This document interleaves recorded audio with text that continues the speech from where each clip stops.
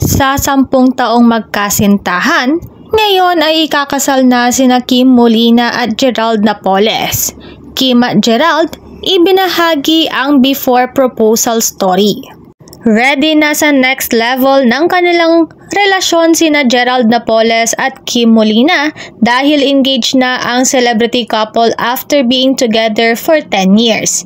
Naganap ang marriage proposal ni Gerald last Sunday, August 11, 2024 sa PETA Theater kung saan sila unang nagkakilala ni Kim. Matatanda ang nagkakilala ang Kim Je noong 2014 nang magkasama sila sa musical play na Rock of Ages.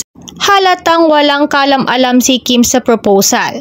Pagpasok niya sa PETA Theater Center, ay nagulat siya nang makitang punong-puno ng bulaklak at ilaw ang paligid habang naririnig naman ang pagtugtog ng saxophone.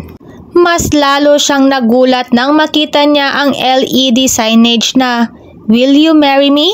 Napaiyak na si Kim at this point at maya-maya ay lumabas na si Gerald. "Sabi mo pictorial," umiyak na sabi ni Kim kay Gerald. Inalo-alo naman ng aktor ang GF at pinarelax ito bago sinimulan ang proposal. Pinaalala niya muna kay Kim na sa mismong stage na iyon sila unang nagkakilala 10 years ago. Nagduet daw agad sila kahit hindi pa sila nag-uusap. Pasensya na, 10 taon ang inabot. Pinahinog lang siguro ng panahon. Marami rin tayong challenges kaya hindi rin matuloy-tuloy. I've been planning to do this last year. Supposedly, I'm gonna do it on your birthday. But due to circumstances, hindi natuloy. And then I planned on doing this also on Christmas as a Christmas gift for you, sabi ni Gerald. I was planning to do this also sa Coldplay concert kaso nagka-LBM ka, so hindi rin natuloy, anya pa. Ang final plan daw ay sa Europe kung natuloy sila.